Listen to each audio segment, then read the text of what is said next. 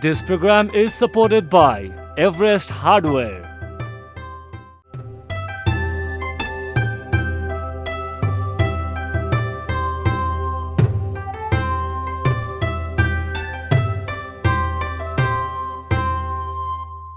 नमस्कार, यो हो टेलिभिजनको हिमाली मन्थन कार्यक्रममा यहाँलाई स्वागत छ। नेपालको हिमाल, पहाड, तराई सम्पूर्ण क्षेत्रको बारेमा कुराकानी गर्ने, त्यो पनि पर्यटकीय क्षेत्रको रूपमा परिचित नेपालको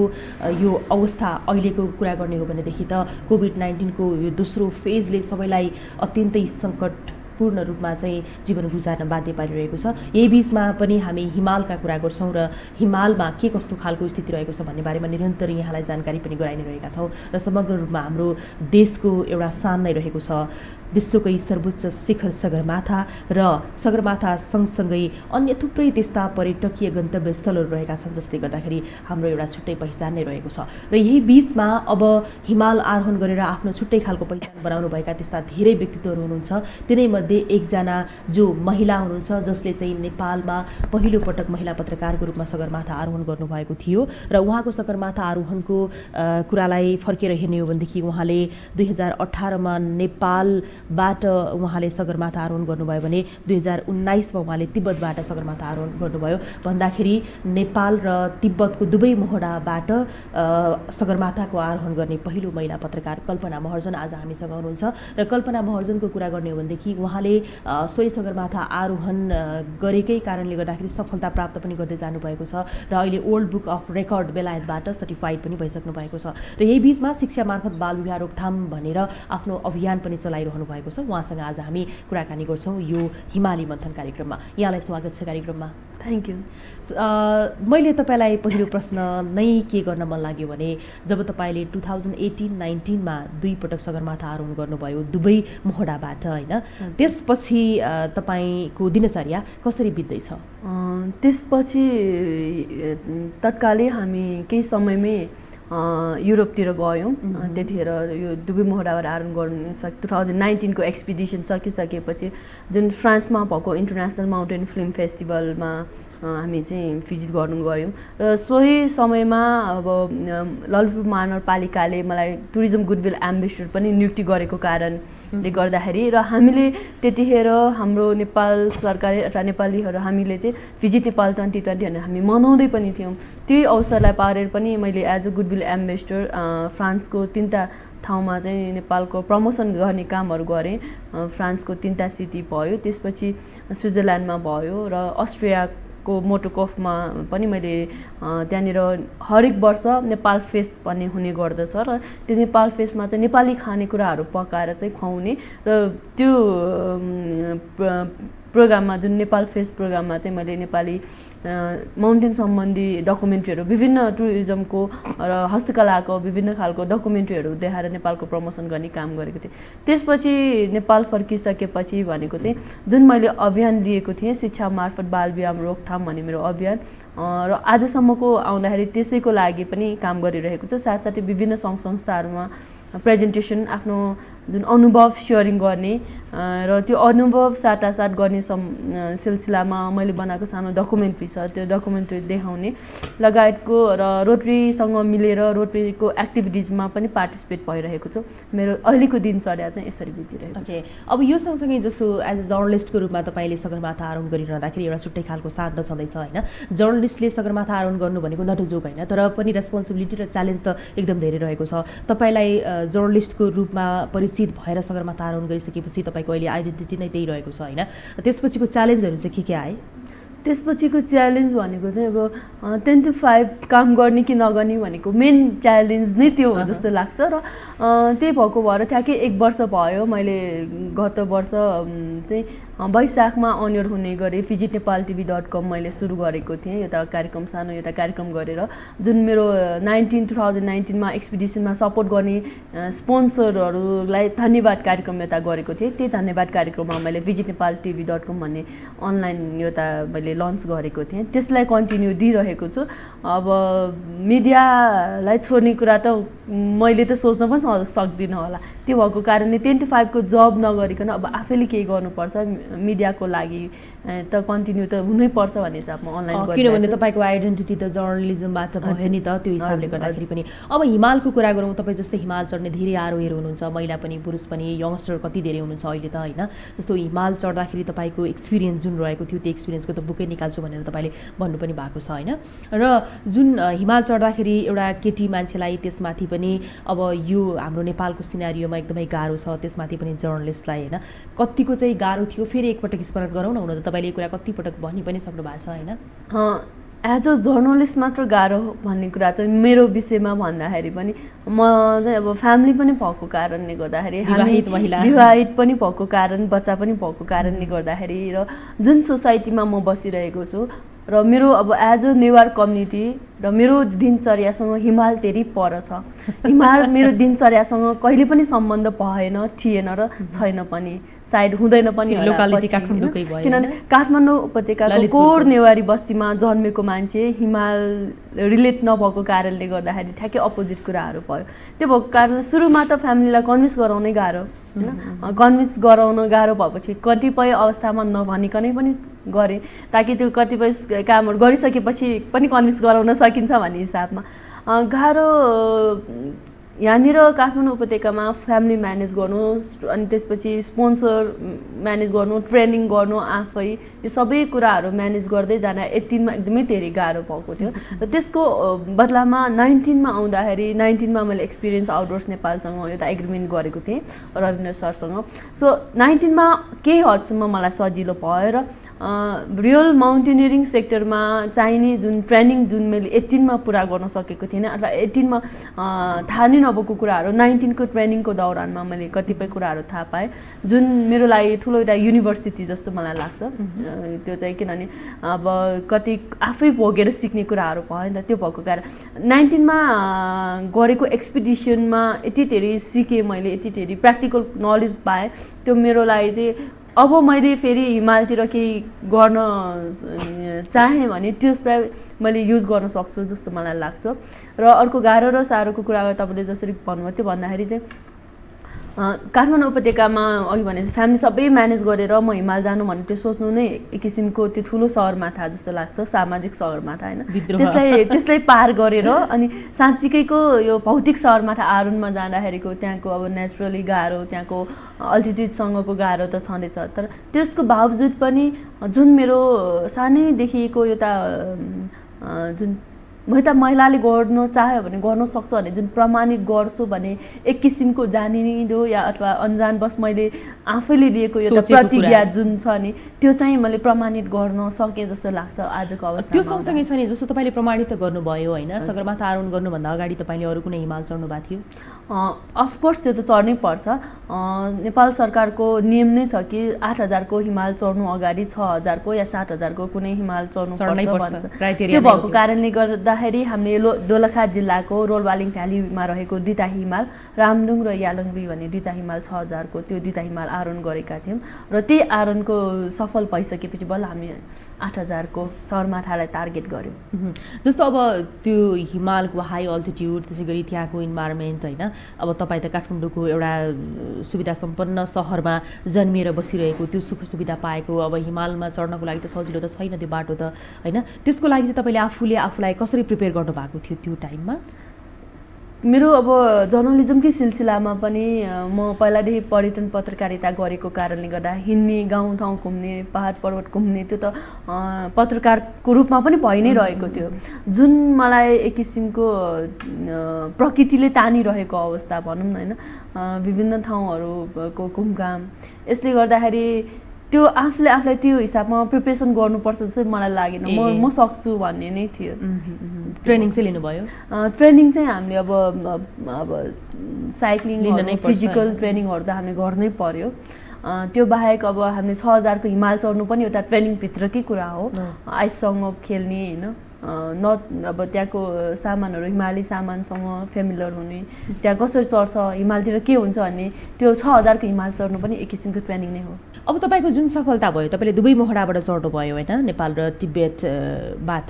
त्यसपछि चाहिँ तपाईँको हिमाल आरोहणको यात्रा किन स्टप भएको कि प्लान छ कि के छ? यसमा चाहिँ कथाले मागेमा भन्ने गरेको छु हिमाल सगरमाथा चढ्न कथाले माग्नु पर्ने हो र हो एकदमै किनभने अहिले जुन मैले दोस्रो पटकको मेरो सगरमाथाको आरोहण भनेको शिक्षा मार्फत बाल विवाह रोकथाम गर्छु एउटा अभियान लिएर गएको भयो 2019 मैले त्यतिखेर स्लोगनै लेखेको थिएँ Kalpana back to Everest a campaign against child marriage 2019 भनेर र त्यतिखेर नै के प्लानिङ थियो भने हामीले सगरमाथा शिखरबाट अनाउन्स गर्ने उद्घोष गर्ने हो कि सगरमाथाको मैले जुन यात्रा अथवा गर्दै जाँदाखेरि 2 महिना बेस क्याम्पमा जुन किसिमको माहौल बन्छ त्यो एउटा इन्टरनेसनल कन्फरेन्स जस्तो हुन्छ भनेपछि त्यो माहौलमा पुगेर त्यो माहौलमा पनि नेपालको बाल विवाह रोकथाममा चाहिँ अभियानको एउटा नारा बोकेर म आएको छु भन्ने किसिमको एउटा सूचना दिनु अनि त्यसपछि सगरमाथाबाट उत्तरी मोहडाबाट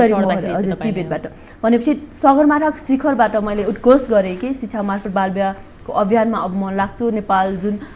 तेस्रो मुलुक एसियन कन्ट्रीमा चाहिँ बाल विवाह हुने तेस्रो मुलुकमा रहेको छ र यसलाई नेपाल सरकारले पनि अब सन् 2030 सम्म आउँदाखेरि बाल विवाह हटाउने जुन लक्ष्य नेपाल सरकारले लिएको छ त्यसमा म पनि हातेमालो गर्नको लागि मैले सगरमाथाको शिखर आरोहण गरेँ त्यही नारालाई बोकेर भनेपछि म हिमाल आरोहण गर्दै गर्दाखेरि 7000 को अल्टिट्युडमा पुग्दाखेरि मैले जुन नारा बोकेको संस्था थियो शान्ति शिक्षा अभियान नेपाल जुन शिक्षा क्षेत्रमा काम गर्दै आइरहेको छ 10औं वर्ष भइसकेको छ यो संस्थाले काम एजुकेसन सेक्टरमा काम गरेको भनेपछि यो संस्थाले म हिमाल आरोहण गर्दै गर्दाखेरि यता काठमाडौँमा चाहिँ ललितपुर जिल्लाको मालेसी नगरपालिका भानुदय स्कुलमा चाहिँ यो कम्पोनेन्टमा चाहिँ हामीले टिचरमा सपोर्ट गर्ने भनेर हामीले त्यहाँनिर प्र्याक्टिकली हामीले उद्घोष गऱ्यौँ र यता चाहिँ संस्थाबाट काम सुरु भइरहेको थियो म चाहिँ यता हिमालतिर चाहिँ आफ्नो त्यो नारालाई उद्घोष गर्नको लागि चाहिँ जाँदै थिएँ भनेपछि अब कुनै त्यस्तो एजेन्डा केही पायो भने फेरि म हिमालतिर जान्छु तर अहिलेको हिमाल चढ्ने भनेको चाहिँ एजेन्डा भयो भने मात्रै अफकोर्स कुनै एउटा इस्यु हुनुपर्छ जस्तो मलाई लाग्छ अरू जति चढिरहनु भएको छ नि उहाँहरूको अब कतिको एजेन्डा हुन्छ कतिको हुँदैन सौख हुन्छ कतिको चाहिँ अब प्रोफेसन मेरो यही हो भन्ने हुन्छ होइन त्यो कुराहरूलाई चाहिँ तपाईँले किन छोडेर एउटा एजेन्डालाई मात्रै रोज्नु भयो त होइन तपाईँ हेर्नुहोस् न हिमाल आरोहण गरेको सबैजनाले एजेन्डामै चढिरहनु भएको छ नि हाम्रो सिनियर दिदी तपाईँ अहिले माउन्टेन जसले क्लाइम्बिङ गरिरहनु भएको छ तपाईँले त्यो रिपोर्टिङ गर्नुभयो भने उहाँहरूको एजेन्डा तपाईँले पाउनुहुन्छ उहाँहरू पनि केही न केही एजेन्डा बोकेर गइरहनु भएको छ होइन भनेपछि मैले पनि अब फेरि कुनै एउटा इस्यु पायो भने फेरि म सगरमाथा पनि जान सक्छु अथवा कुनै अरू हिमाल पनि जान सक्छु त्यसको लागि अहिले चाहिँ मेरो सगरमाथा भनेको चाहिँ यो सामाजिक अभियानलाई नै मैले मेरो सगरमाथा भन्ने गरेको छु जति सजिलो छ सगरमाथा भौतिक सगरमाथा आरोहण गर्न त्यति नै धेरै कठिन छ जस्तो मलाई लाग्छ जुन बाल विवाह रोकथामको एउटा अभियानलाई मैले एउटा भौतिक सगरमाथा भन्दा पनि सामाजिक सगरमाथा भनेर आइरहेको छु र अहिलेको मेरो टार्गेट भनेको यो लक्ष्य जुन मैले लिएको छु त्यसलाई चाहिँ कसरी म फिलफिल गर्ने कसरी यसमा काम गर्ने भन्नेतिर चाहिँ मेरो ध्यान फेरि गर्छु तपाईँले इसी खोजिरहँदाखेरि हिमाल चढ्नको लागि त फिजिकल्ली मेन्टेन गर्नु पर्यो फिटनेस हुनु पर्यो अब एनर्जी स्टामिना सबै कुरा हुन्छ होला अब विक हुनु हुँदैन भन्ने पनि हुन्छ होइन धेरै कुरा हुन्छ नि त्यसमा अलिकति ब्याक भइन्छ जस्तो लाग्दैन किनभने मेरो ट्रेनिङ हिमालतिर नभएको काठमाडौँमा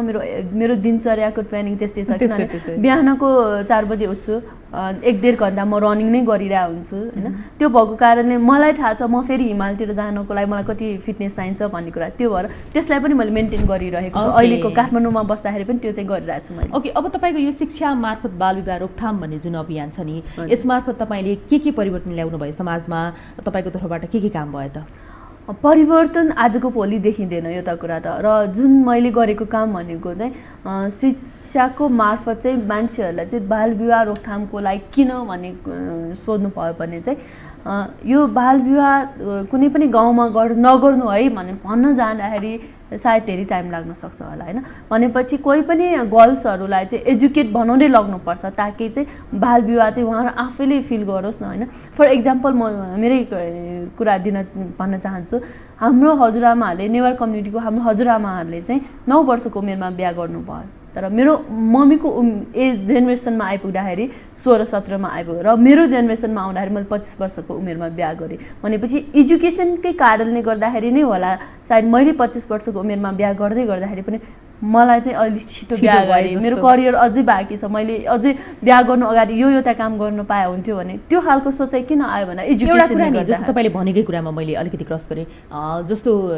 छिटो बिहे गरिसकेपछि मेरो करियर सिद्धिन्छ भन्ने सोच चाहिँ किन हाम्रो सोसाइटीको त्यो सोसाइटीको चलिआएको नै हो किनभने हामी बिहा गर्ने बित्तिकै जुन किसिमको जिम्मेवारी एउटा महिलामा आउँछ त्यो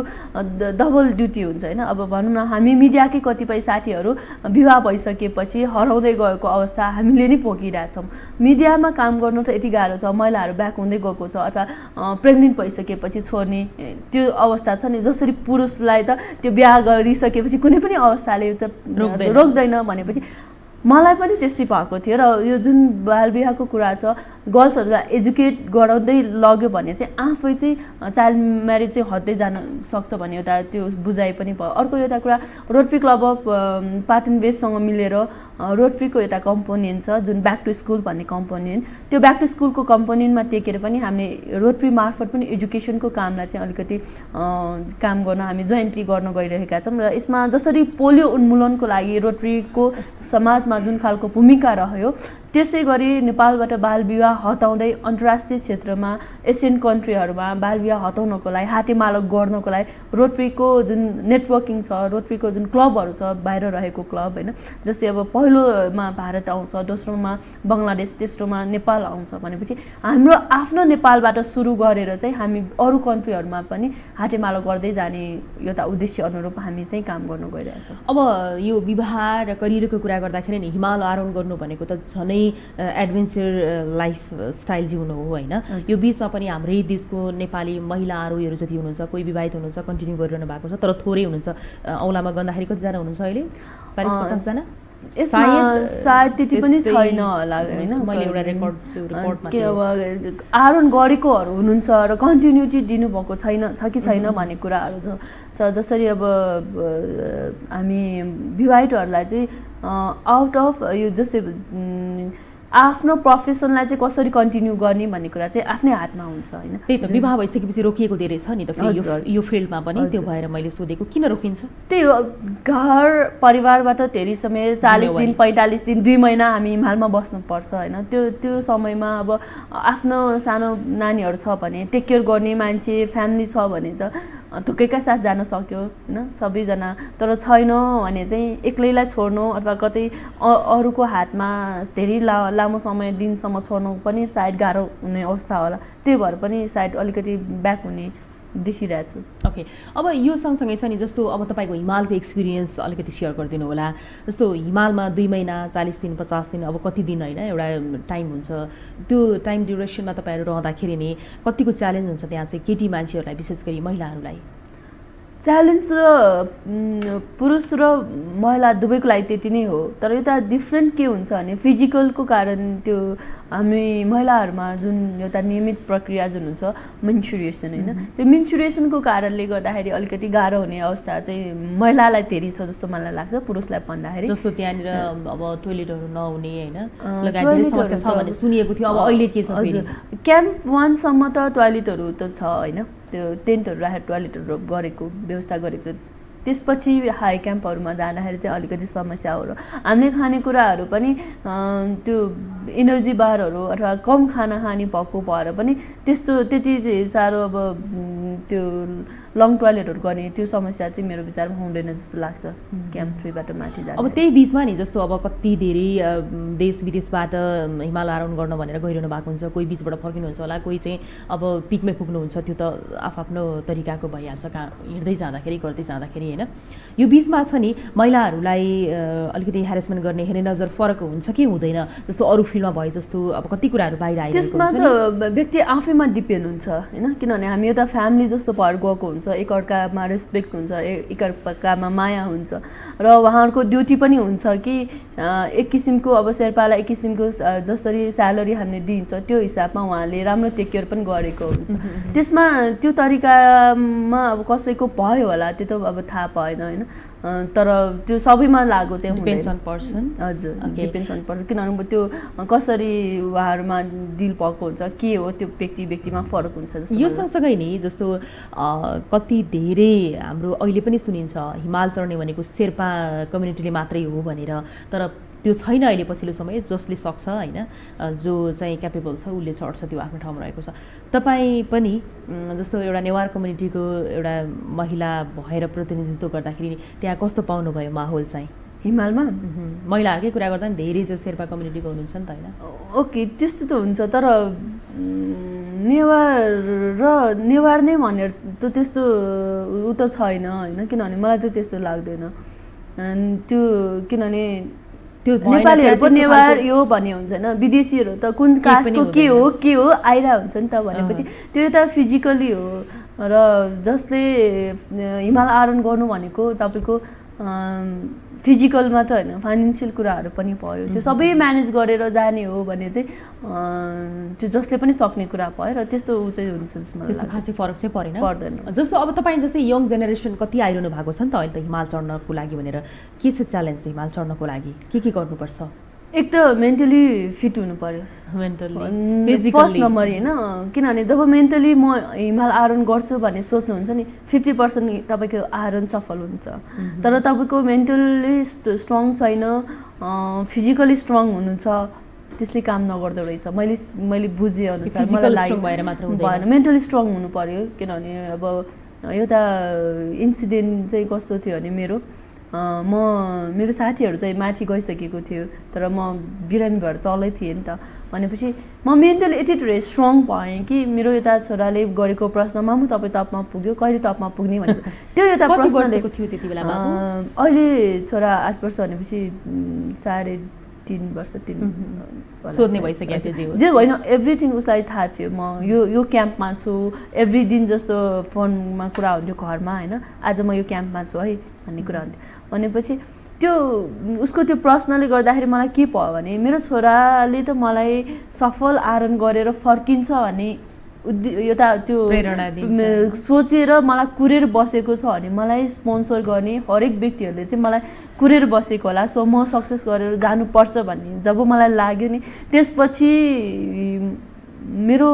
त्यो शरीर आफसे आफ उ भयो कि भनेपछि मेन्टली तपाईँ स्ट्रङ हुन जरुरी छ फिजिकली चाहिँ अब मेन्टली स्ट्रङ भएपछि फिजिकली आफै हुँदो रहेछ जस्तो मलाई लाग्छ र ट्रेनिङहरू गर्नु पर्यो र अर्को कुरा भनेको चाहिँ फाइनेन्सियल पार्ट पनि भयो र मेरो विचारमा जसलाई हिमाल आरोहण गर्नु छ उहाँले हिमाल आरोहणलाई अब भनौँ न प्रोफेसनलकै रूपमा लाने हो भने चाहिँ पैसाको दुःख हुँदैन है फेरि किनभने तपाईँ हिमाल आरोहणको ट्रेनिङहरू सिक्दै आउनुहोस् न बेसिक अब नेपाल माउन्टेनियरिङ एकाडेमीले नेपाल माउन्टेनियरिङ एसोसिएसनले तपाईँको हरेक टाइम जस्तो ट्रेनिङहरू बेसिक लेभलको एडभान्स लेभलको ट्रेनिङहरू त दिइरहेको हुन्छ भनेपछि हामी हिमाल आरोहण गर्ने क्रममा एज अ गाइडको रूपमा पनि आरोहण गर्न सक्यौँ नि होइन पैसा खर्च गरेर गर्नु र गाइडको रूपमा जाँदाखेरि इन्कम हुने भयो र माउन्टेन सेक्टरको प्रोफेसन भनेको रिस्कलाई अब कम गर्नको लागि तपाईँ ट्रेनिङहरू राम्रोसँग लिनु भयो त्यो भयो भने चाहिँ त्यति साह्रो रिस्क सेक्टर पनि होइन त्यो मेन्टेन गर्न सक्यो भने आफूले अब त्यो नलेजहरू भयो भने भनेपछि नेपालमा अहिलेसम्म माउन्टेनलाई स्पोर्ट्सको रूपमा पनि हेरिएको छैन जसले गर्दाखेरि स्पोन्सरहरू लिनको लागि चाहिँ गाह्रो छ जसरी विदेशमा होइन माउन्टेनियरिङलाई त स्पोन्सर स्पोर्ट्सको रूपमा लिइन्छ र हरेक व्यक्तिहरू सानो हिमालहरू जाने उनीहरूको त ट्रेकिङ कल्चर छ तर नेपालमा भर्खरै ट्रेकिङ कल्चरहरू डेभलप भएको छ र मलाई लाग्छ माउन्टेनियरिङ कल्चर डेभलप हुन अझ समय त लाग्छ होला तर पनि नेपाली भन्ने बित्तिकै विदेशीहरूले सोध्ने पहिलो कुरा भनेको चाहिँ सगरमाथा चढ्यो अथवा कुनै हिमाल चढेको छ भन्ने कुरा सोधिन्छ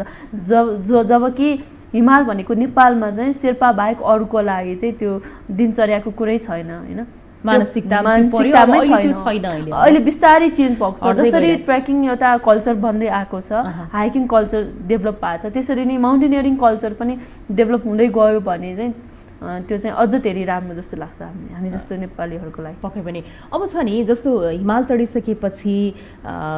कतिपयले त्यसैलाई प्रोफेसन बनाएर गाइडको रूपमा काम गर्ने होइन अब एउटा मेन लिडको भूमिका निर्वाह गर्ने त्यो पनि रहेको छ अब तपाईँले त फेरि यता शिक्षा मार्फत बाल विवाह रोकथामको अभियान चलाउनु भएको छ युज यता चाहिँ डाइभर्ट किन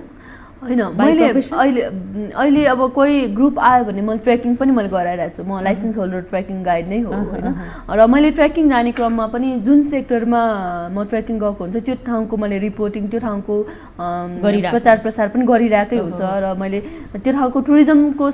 सेक्टरमा कसरी के भइरहेको छ भन्ने हिसाबमा पनि मैले त लेखिरहेको हुन्थेँ पहिला पनि लेखिरहेको थिएँ अहिले पनि छु र भनेपछि मैले मेरो मिडिया क्लाइम्बिङ होइन। अनि त्यसपछि यो अभियान तिनटै कुरालाई चाहिँ एकसाथ साथै लैजाने। लिएर जाने हो। कोही ग्रुप आउँछ भने म लिएर जान रेडी छु, रेडी जसको लागि मेरो कम्पनी पनि छ एक्सपिरियन्स आउटडोर्स नेपाल, र यसबाट पनि मैले मेरो ग्रुपहरू आयो भने चाहिँ लिएर जान्छु। त्यो मैले चटक्कै छोडेको चाहिँ होइन। ओके, ठिक छ। अब यो सँगसँगै छ नि, तपाईँको बाबु अहिले त अब अलिक ठुलो भइसक्नु भयो, तपाईँले हिमाल चढ्ने बेलामा सानो हुनुहुन्थ्यो होइन, त्योभन्दा अगाडि पनि तपाईँको जुन यता रोलवालिङमा चढ्दाखेरि बाबु भइसक्नु भएको थियो होइन? होइन, मेरो हिमाल आरोहणको यात्रा भनेको 2014 हो। 2014 मा बाबु 2.5 वर्ष साढे 2 वर्षको बच्चालाई छोडेर गएको थिएँ। तर मेरो जिन्दगीको यो यस्तो घटना पर्यो जुन सफल भएन। 7 दिन कोमामा बस्नु पर्यो पहिलो आरोहणको प्रयासको समयमा, र त्यो टाइममा बाबु 2.5 वर्षको थियो। उसलाई थाहा थियो कि म हिमाल आरोहणमा गएको छ भन्ने कुरा। पछि उसले चाहिँ अब म आइसियुमा ल्याएर राखिसक्यो भनेपछि आफ्नो हजुरआमाहरू कुरा गरेको सुनिसकेपछि सोधेको रहेछ कि मेरो मामु कहाँ छ भनेर। अनि त्यो भएको भएर उसलाई चाहिँ त्यसपछिको आरोहण म जब जान्छु भन्ने कुरा उसँग सेयर गर्थेँ, उसलाई चाहिँ म हिमालतिर नगए पनि हुन्थ्यो जस्तो उसको फिलिङ्स त्यस्तो हुन्थ्यो। अब तपाईँको जुन त्यो सुत्केरी ज्यान लिएर भनौँ न, एक हिसाबले त तपाईँ हो नै होइन, त्यसरी हिमाल आरोहण गर्नको लागि त्यो बच्चासँग कसरी चाहिँ टाढा हुन सक्नुभयो? यसमा चाहिँ फ्यामिली भन्छु, फ्यामिलीको सपोर्ट, फ्यामिलीको सपोर्ट। किनभने अघि पनि मैले भनेँ कि हिमाल आरोहण गर्नु भनेको 2 महिनाको लागि घरबाट बाहिर बस्ने, त्यतिखेर आफ्नो बच्चा छोड्दाखेरि चाहिँ आफू थुक्क हुने अवस्था छ कि छैन भन्ने कुरा। मैले त भर्खर 1जना छोरा जन्माएँ होइन, मेरो सासूको त 8जना छोराछोरी भनेपछि मभन्दा त धेरै एक्सपिरियन्स हुनुहुन्छ नि त सासू भनेपछि म थुक्क छु कि मेरो बच्चालाई मैले भन्दा धेरै राम्रोसँग टेक केयर मेरो सासूले गर्नुहुन्छ, र मेरो फ्यामिलीले यति धेरै टेक केयर गरिरहेछ भने मैले त्यो एकदमै हो आमाको माया छ, त्यो छोड्न मलाई पनि गाह्रो हुन्छ। र कल गर्थेँ होइन, के गरिरहेछ कस्तो छ भनेर फोन गर्दाखेरि मेरो बुवाले पनि मलाई गाली गर्नुहुन्थ्यो, तिमी त्यहाँ बसेर बच्चाको लागि टेन्सन लिने हो भने तिमी जानु पर्दैन, तिमी आफ्नो काममा फोकस गर्न सक्दैन र बच्चामा मात्र ध्यान केन्द्रित हुन्छ भने चाहिँ फर्केर आऊ भनेर पनि गाली गर्नुभयो होइन। यो भनेको यो यता माइतीपट्टिको आमा बुवाको यता सपोर्ट, यता सासू ससुराको श्रीमानको सपोर्ट बिना त पोसिबल थिएन, सबैजनालाई त्यस्तो नहुनु पनि सक्छ। ओके, अब 2018 जब तपाईँ सगरमाथाको आरोहणको पिकमा पुग्नुभयो नि, के सम्झिनु भयो? सगरमाथाको पहिलोचोटि शिखरमा पुग्दै गर्दाखेरि अबको 1 घन्टामा हामी समिट पुग्दैछौँ भन्ने कुरा चाहिँ शेर्पा दाइले भनिसकेपछि मलाई के रिकल भयो भने समाजमा 2014 मा सक्सेस हुँदाखेरि असफल हुँदाखेरि मैले सुन्नु परेको शब्दहरू मलाई याद आयो कि नेवार, त्यसमाथि बच्चा जन्माएर होइन तपाईँले भर्खरै भन्नुभयो जस्तै जिउ बिग्रेको केटीले नसक्ने काम होइन पागलपन गर्यो भन्ने खालको जुन कुराहरू मैले सुनेको थिएँ त्यो रिकल भयो। र मैले मेरो बाबालाई सम्झेँ, म हिमाल आरोहणमा नजाओस् भनेर बाबाले चाहिँ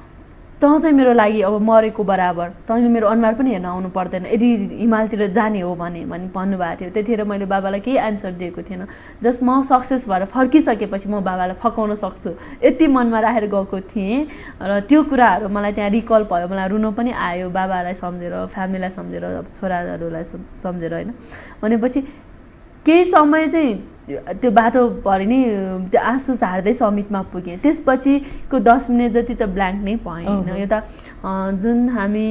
एउटा साधनामा बस्दाखेरि र साधनाको अन्तिम केन्द्रमा अन्तिम बिन्दुमा पुग्दाखेरि शून्यतामा हराउँछ भन्ने कुरा चाहिँ मैले सगरमाथाको शिखरमा चाहिँ फिल भयो। म पनि एउटा त्यो साधनाको चाहिँ शून्यतामा हराएको अवस्था थिएँ। भनेपछि तपाईँले हिमाल चढ्दाखेरि स्ट्रगल सँगसँगै सपोर्ट पनि पाउनुभयो, सबै कुराहरू फेस गरियो। ओके, अब चाहिँ तपाईँ एकदमै राम्रो बाटोमा हिँड्दै हुनुहुन्छ, हिमाल आरोहणकै एउटा एजेन्डा बनाएर होइन। अब तपाईँको बाँकी दिनहरू चाहिँ एकदमै सक्सेस होस् हामी यही चाहन्छौँ। अहिलेको लागि भने अब हामी छुट्टिनुपर्छ। Thank you so much. Thank you. दर्शकवृन्द, हामी यति बेलासम्म यो टेलिभिजनको हिमाली मन्थनमा कुराकानी गरिरहेका थियौँ कल्पना महर्जनसँग, जो सगरमाथा आरोही हुनुहुन्छ पत्रकार, र उहाँको एक्सपिरियन्सहरू आजको यस कार्यक्रममा हामीले यहाँहरू समक्ष प्रस्तुत गऱ्यौँ। र फेरि हामी अर्को साता आउँछौँ। यो टेलिभिजन हेर्दै गर्नुहोला। सारोदा थापा बिदा हुन्छु। नमस्कार।